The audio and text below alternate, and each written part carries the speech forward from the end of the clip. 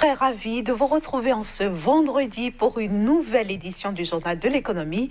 Bienvenue à toutes et à tous. Les secteurs de l'agriculture, de l'hydraulique et du développement local, bientôt dynamisés au Sénégal, c'est grâce à 3 financements que le pays a décrochés.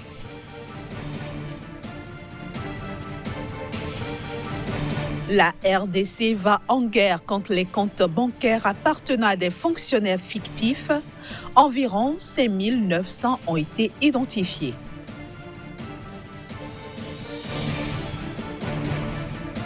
Enfin, en Afrique du Sud, les analystes doutent désormais d'une baisse future des taux directeurs de la Banque centrale.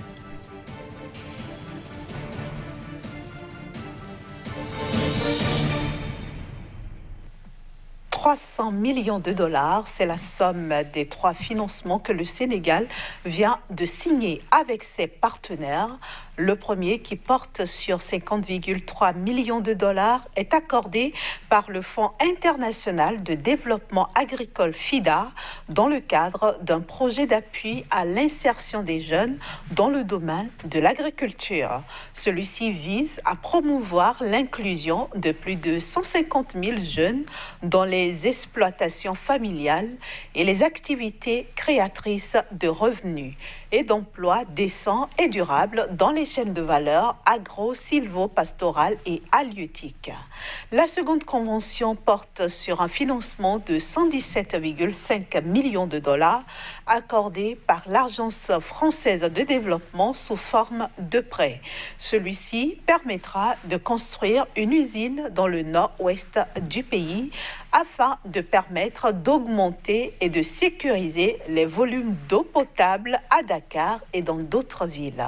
Enfin, le troisième et dernier accord de plus de 141 millions de dollars a été signé avec l'ambassade d'Espagne pour mettre en place un programme de coopération qui va s'étendre sur la période 2019-2023.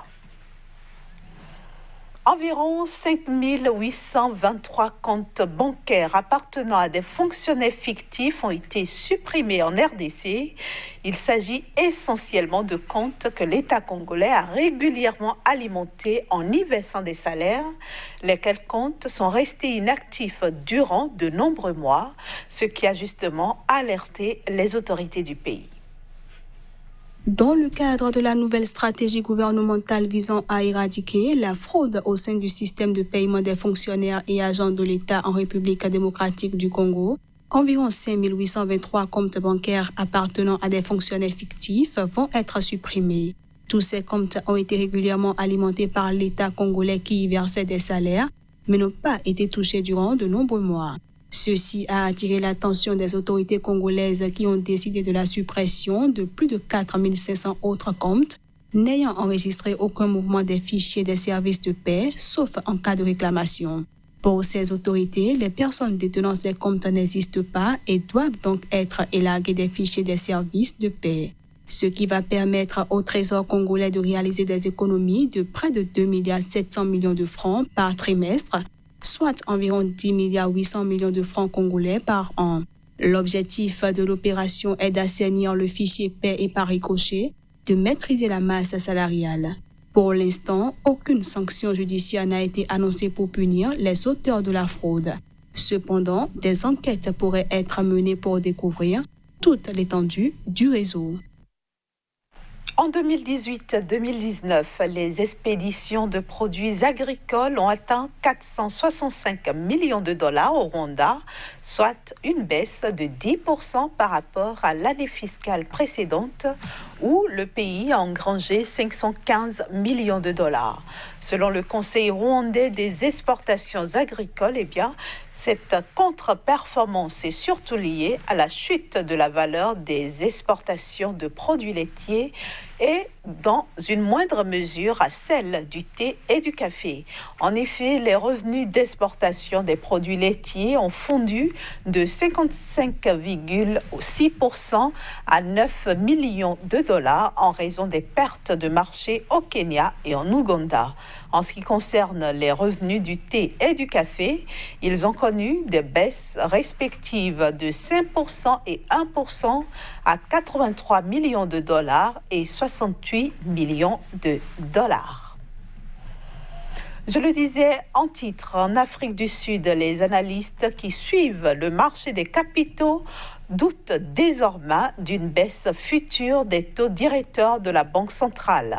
Cette hypothèse était pourtant la plus largement admise il y a de cela quelques jours encore, ceci dans un contexte où la hausse des prix au sein de l'économie était dans les prévisions de la Banque centrale et que les autorités sud-africaines ont besoin de renouer avec la croissance.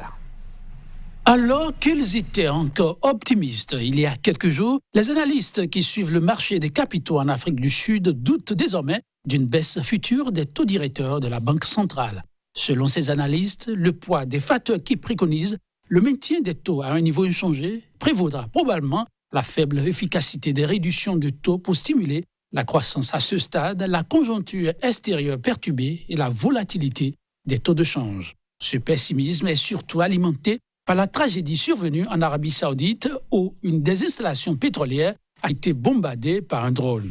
Les Saoudiens ont fait savoir qu'ils sont capables de réapprovisionner le marché, mais c'est surtout la réaction du président américain Donald Trump qui inquiète désormais.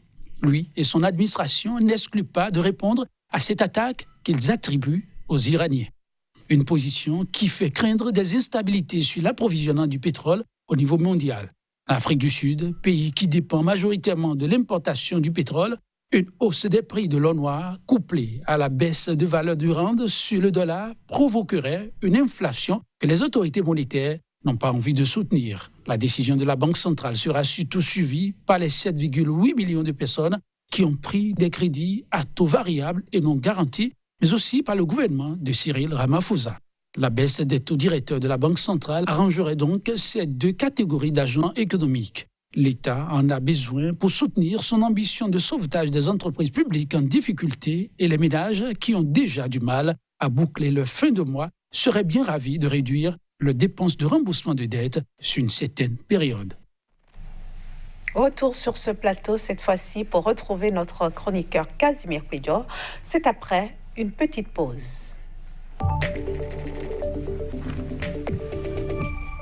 Bonjour Casimir et bienvenue dans cette édition du Journal de l'économie. Bonjour Inès. Aujourd'hui, vous nous emmenez en Algérie, toujours pour nous parler des opportunités de la zone de libre-échange continentale africaine. Alors concrètement, dans ce domaine-là, qu'est-ce que le président Abdelaziz Bouteflika attend des entreprises de son pays ?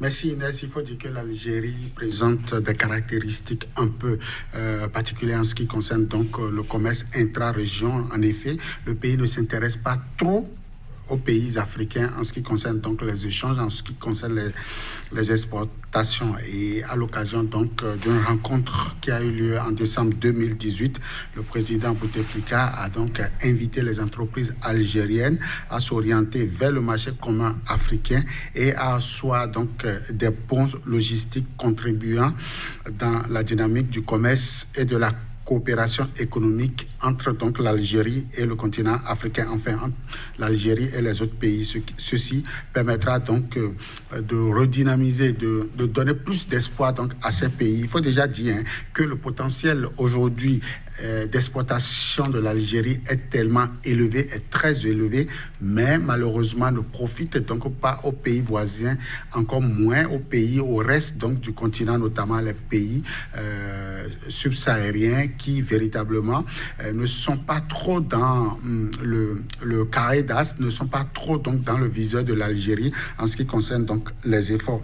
Selon donc la statistique en 2018, il faut dire que le commerce intra-africain entre l'Algérie et le monde entier affiche donc une très bonne performance pour donc des régions comme l'Europe, comme l'Asie, comme l'Amérique du Nord et affiche un très faible taux donc de participation, soit 15% donc pour le continent africain. C'est véritablement minime. Par exemple, à l'Europe, où l'Europe détient donc la trame avec 59% donc des produits locaux algériens sont donc envoyés donc vers les pays européens. L'Asie s'arroge la deuxième place avec 51% et l'Amérique du Nord 37%. Ceci affiche véritablement le caractère donc de l'extraversion des ambitions du pays. Je veux parler de l'Algérie vers donc ces continents-là. Ce n'est pas trop bien par ici, ce n'est pas trop donc vu ici pour des raisons donc que seule l'Algérie et les économistes donc de ce pays détiennent donc les raisons de ce choix sur le marché mondial. Alors Kazmi Pedjo, Abdelaziz Bouteflika n'est plus à la tête de l'Algérie. Il a donné sa démission depuis le mois d'avril dernier. Alors est-ce que cet appel est encore valable aujourd'hui? Oui, Inès, cet appel, il est valable même si l'homme politique est parti. Il faut dire qu'aujourd'hui, au-delà donc du message du président, de l'ancien dirigeant donc du pays, aujourd'hui, les entreprises algériennes sont en train donc de penser à relooker la relation intra-région, la relation donc entre le pays et le reste donc des pays africains. Il faut dire que ce message sonne désormais comme un véritable défi pour les entreprises algériennes. Déjà, les produits issus donc de la manufacture, donc du secteur secondaire, sont pas trop donc prisés sur le continent africain. Il faut dire que l'Algérie aujourd'hui, c'est les industries lourdes telles que donc les industries d'automobiles. Or, sur le continent, notamment au niveau donc de l'Afrique subsaharienne, la consommation donc des produits, enfin des véhicules de premier choix, des véhicules neufs, n'est pas la chose la plus prisée si ce n'est pas donc les États qui signent donc des partenariats avec donc ces entreprises-là. Le commun des Africains aujourd'hui ne consomme donc pas ces véhicules parce que le train de vie donc des Africains n'arrive donc véritablement pas à s'acquérir donc ces moyens-là. Au-delà de ça, l'Algérie a quand même des préférences pour le marché international, en ce sens que sur le marché international, les partenaires, les clients qui donc raffolent les produits algériens sont beaucoup plus offrants que les Africains, et donc il y a comme une certaine concurrence entre griffes déloyale entre donc ces clients et les clients africains. Aujourd'hui, l'Algérie est en train de voir dans quelle mesure donc nouer des partenariats avec des pays comme certainement le Nigeria, comme l'Afrique du Sud, comme l'île Maurice et bien d'autres encore, pour véritablement faire baisser son coût de production pour qu'on puisse assister désormais à du consommation local sur le continent africain. En tout cas, l'Algérie ne fait pas partie donc des pays qui vont réclamer accord et acquis la ZLECAf, parce que le potentiel de transformation, il est là, le potentiel agricole, agrobusiness, il est là, et véritablement, l'Algérie a beaucoup plus besoin des pays qui courent vers elle, en termes donc de partenariat, plus que donc aller chercher un nouveau marché en termes donc de consommation de ces produits. Alors finalement, Kazmi Pedjo, est-ce que l'Algérie a grand intérêt à commercer avec les autres pays africains? Bien sûr. Lorsque vous avez un marché donc de 1,5 milliard donc d'habitants, vous avez donc un marché de 3 000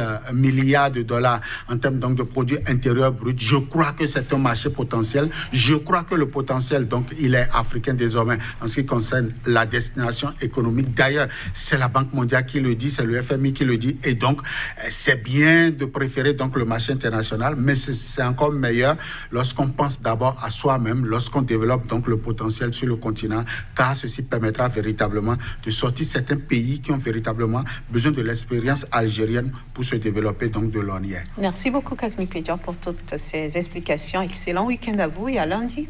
À vous de même.